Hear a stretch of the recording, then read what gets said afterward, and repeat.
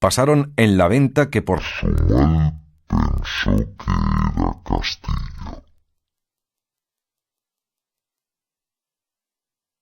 Había ya vuelto en este tiempo de su paroxismo Don Quijote, y con el mismo tono de voz con que el día antes había llamado a su escudero cuando estaba tendido en el val de las estacas, le comenzó a llamar diciendo: «Sancho amigo, ¿duermes? ¿Duermes, amigo Sancho?»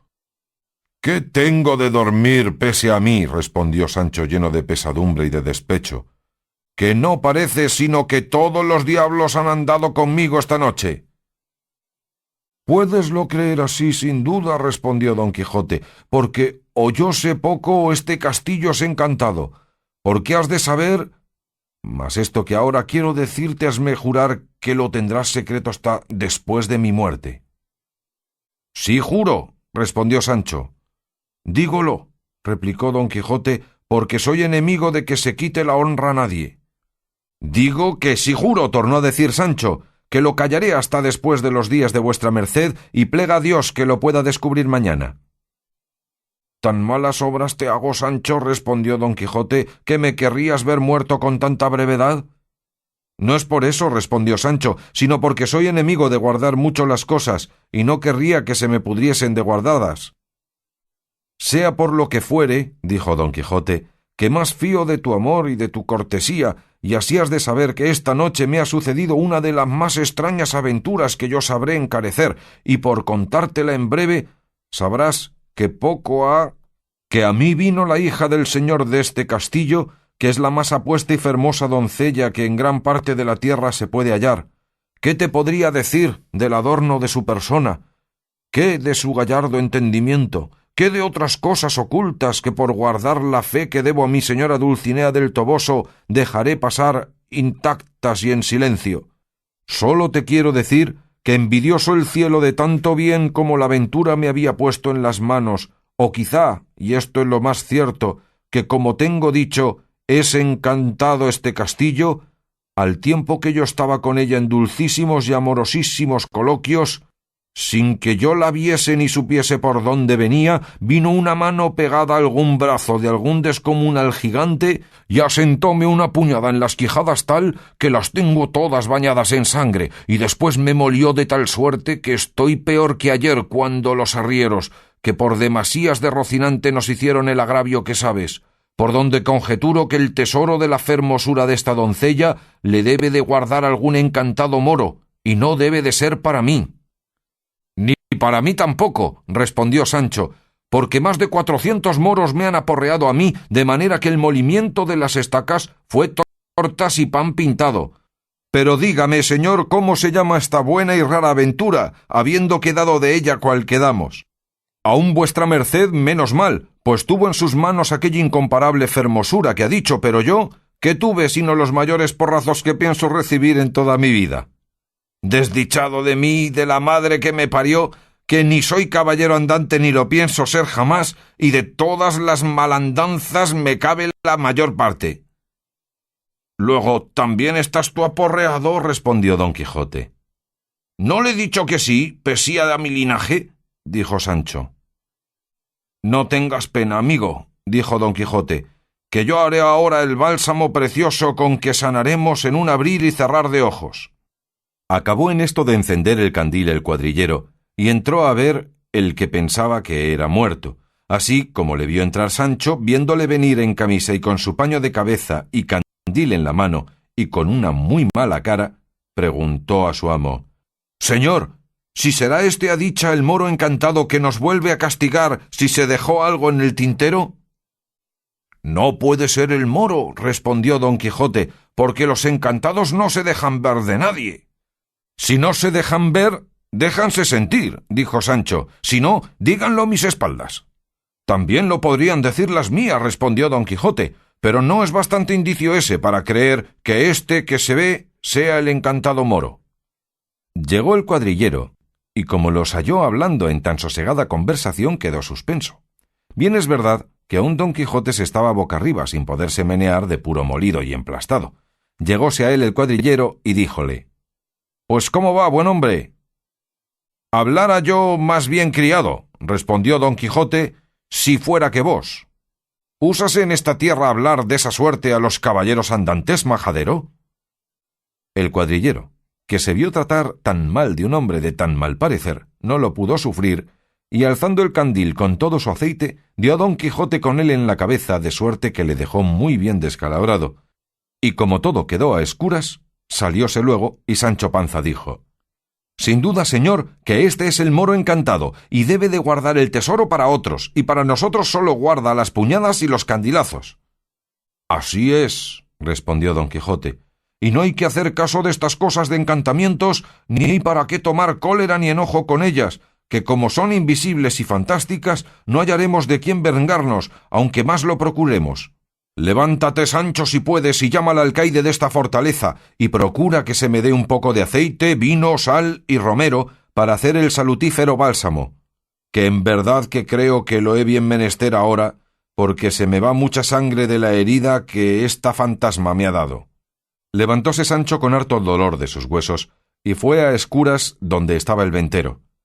Y encontrándose con el cuadrillero, que estaba escuchando en qué paraba su enemigo, le dijo: «Señor, quien quiera que seáis, hacednos merced y beneficio de darnos un poco de romero, aceite, sal y vino, que es menester para curar uno de los mejores caballeros andantes que hay en la tierra, el cual yace en aquella cama malferido por las manos del encantado moro que está en esta venta». Cuando el cuadrillero tal oyó, túvole por hombre falto de seso, y porque ya comenzaba a amanecer, abrió la puerta de la venta, y llamando al ventero le dijo lo que aquel buen hombre quería.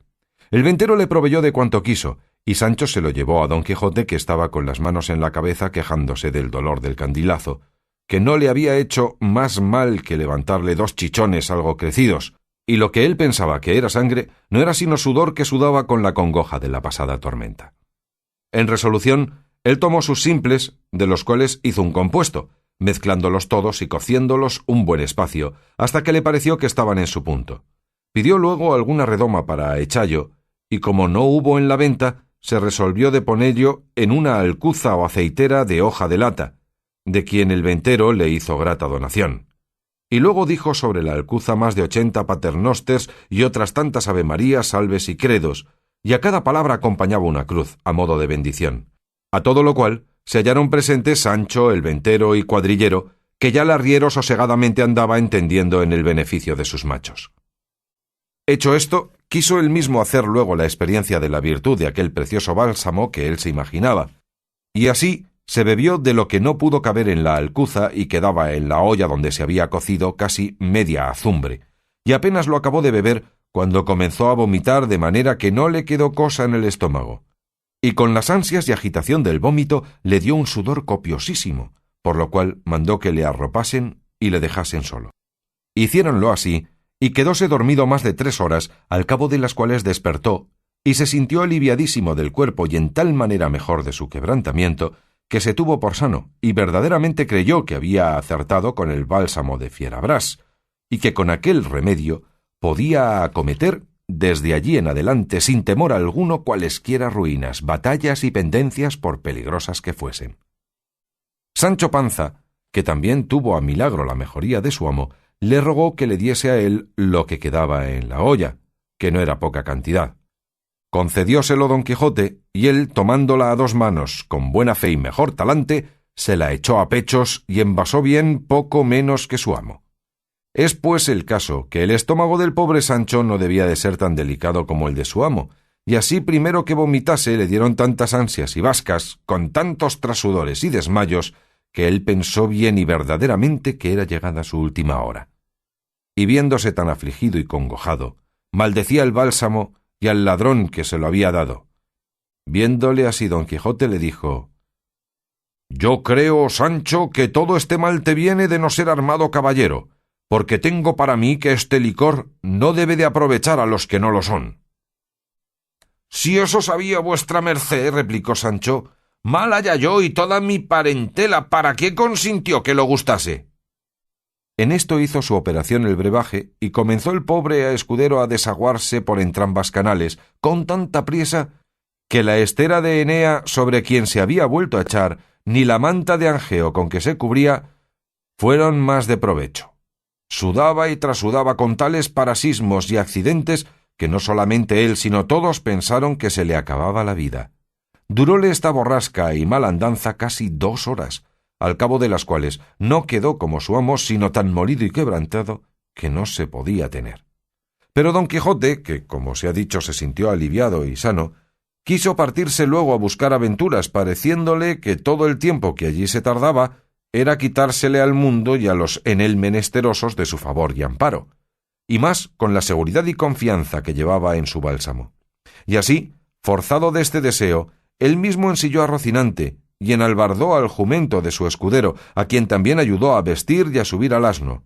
Púsose luego a caballo y, llegándose a un rincón de la venta, asió de un lanzón que allí estaba para que le sirviese de lanza. Estábanle mirando todos cuantos había en la venta, que pasaban de más de 20 personas. Mirábale también la hija del ventero, y él también no quitaba los ojos de ella, y de cuando en cuando arrojaba un suspiro, que parecía que le arrancaba de lo profundo de sus entrañas, y todos pensaban que debía de ser el dolor que sentía en las costillas, a lo menos pensábanlo aquellos que la noche antes le habían visto brizmar. Ya que estuvieron los dos a caballo, puesto a la puerta de la venta, llamó al ventero y con voz muy reposada y grave le dijo: «Muchas y muy grandes son las mercedes, señor alcaide, que en este vuestro castillo he recibido, y quedo obligadísimo a agradeceroslas todos los días de mi vida.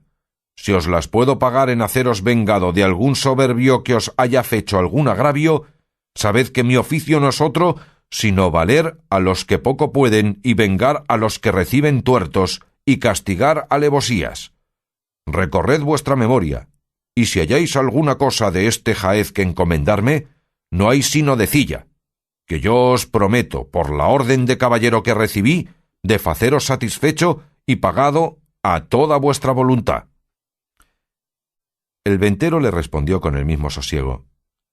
«Señor caballero, yo no tengo necesidad de que vuestra merced me vengue ningún agravio, porque yo sé tomar la venganza que me parece cuando se me hacen. Solo he menester que vuestra merced me pague el gasto que esta noche ha hecho en la venta, así de la paja y cebada de sus 2 bestias como de la cena y camas». «Luego, ¿venta es esta?», replicó don Quijote.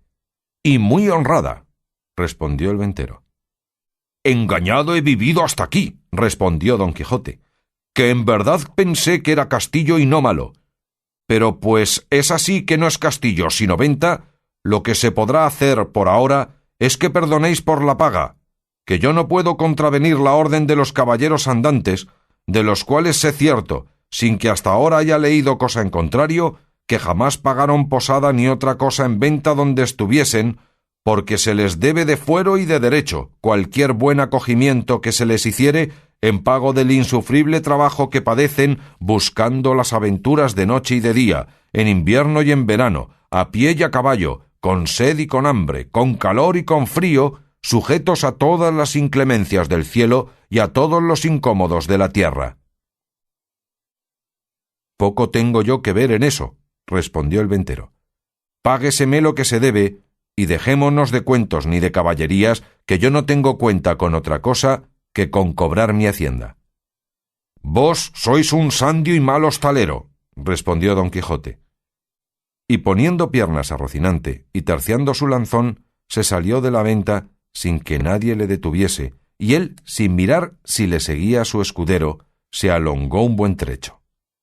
El ventero, que le vio ir y que no le pagaba, acudió a cobrar de Sancho Panza, el cual dijo que pues su señor no había querido pagar, que tampoco él pagaría, porque siendo el escudero de caballero andante como era, la misma regla y razón corría por él como por su amo en no pagar cosa alguna en los mesones y ventas. Amohinóse mucho de esto el ventero, y amenazóle que si no le pagaba, que lo cobraría de modo que le pesase. A lo cual Sancho respondió que por la ley de caballería que su amo había recibido, no pagaría un solo cornado, aunque le costase la vida, porque no había de perder por él la buena y antigua usanza de los caballeros andantes, ni se habían de quejar de él los escuderos de los tales que estaban por venir al mundo, reprochándole el quebrantamiento de tan justo fuero. Quiso la mala suerte del desdichado Sancho que entre la gente que estaba en la venta se hallasen 4 perailes de Segovia, 3 agujeros del Potro de Córdoba y 2 vecinos de la Eria de Sevilla, gente alegre, bien intencionada, maleante y juguetona, los cuales, casi como instigados y movidos de un mismo espíritu, se llegaron a Sancho, y apeándole del asno, uno de ellos entró por la manta de la cama del huésped, y echándole en ella, alzaron los ojos y vieron que el techo era más bajo de lo que habían menester para su obra, y determinaron salirse al corral, que tenía por límite el cielo. Y allí, puesto Sancho en mitad de la manta, comenzaron a levantarle en alto y a holgarse con él como con perro por carnestolendas. Las voces que el mísero manteado daba fueron tantas que llegaron a los oídos de su amo, el cual, deteniéndose a escuchar atentamente, creyó que alguna nueva aventura le venía, hasta que claramente conoció que el que gritaba era su escudero, y volviendo las riendas con un penado galope, llegó a la venta, y hallándola cerrada, la rodeó para ver si hallaba por dónde entrar, pero no hubo llegado a las paredes del corral, que no eran muy altas, cuando vio el mal juego que se le hacía a su escudero. Vióle bajar y subir por el aire con tanta gracia y presteza, que si la cólera le dejara, tengo para mí que se riera. Probó a subir desde el caballo a las bardas, pero estaba tan molido y quebrantado que aun apearse no pudo. Y así, desde encima del caballo, comenzó a decir tantos denuestos y baldones a los que Sancho meneaban, que no es posible acertar a escribillos. Mas no por esto cesaban ellos de su risa y de su obra, ni el volador Sancho dejaba sus quejas mezcladas ya con amenazas, ya con ruegos, mas todo aprovechaba poco, ni aprovechó, hasta que de puro cansados le dejaron. Trujéronle allí su asno, y subiéndole encima, le arroparon con su gabán, y la compasiva de Maritornes, viéndole tan fatigado, le pareció ser bien socorrelle con un jarro de agua, y así se le trujo del pozo, por ser más frío. Tomóle Sancho, y llevándole a la boca, separó las voces que su amo le daba, diciendo: «Hijo Sancho, no bebas agua, hijo, no la bebas, que te matará. ¿Ves? Aquí tengo el santísimo bálsamo», y enseñábale la alcuza del brebaje, «que con 2 gotas que de él bebas sanarás sin duda». A estas voces volvió Sancho los ojos, como de través, y dijo con otras mayores: «Por dicha se le he olvidado a vuestra merced, como yo no soy caballero, o quiere que acabe de vomitar las entrañas que me quedaron de anoche. Guárdese su licor con todos los diablos y déjeme a mí». Y el acabar de decir esto, y el comenzar a beber, todo fue uno, mas como al primer trago vio que era agua, no quiso pasar adelante, y rogó a Maritornes que se le trujese de vino, y así lo hizo ella de muy buena voluntad, y lo pagó de su mismo dinero, porque en efecto se dice de ella que aunque estaba en aquel trato, tenía unas sombras y lejos de cristiana. Así como bebió Sancho, dio de los carcaños a su asno, y abriéndole la puerta de la venta de par en par, se salió de ella, muy contento de no haber pagado nada, y de haber salido con su intención, aunque había sido a costa de sus acostumbrados fiadores, que eran sus espaldas. Verdad es que el ventero se quedó con sus alforjas en pago de lo que se le debía, mas Sancho no las echó de menos, según salió turbado. Quiso el ventero trancar bien la puerta, así como le vio fuera, mas no lo consintieron los manteadores, que era gente que, aunque Don Quijote fuera verdaderamente de los caballeros andantes de la tabla redonda, no le estimaran en 2 ardites.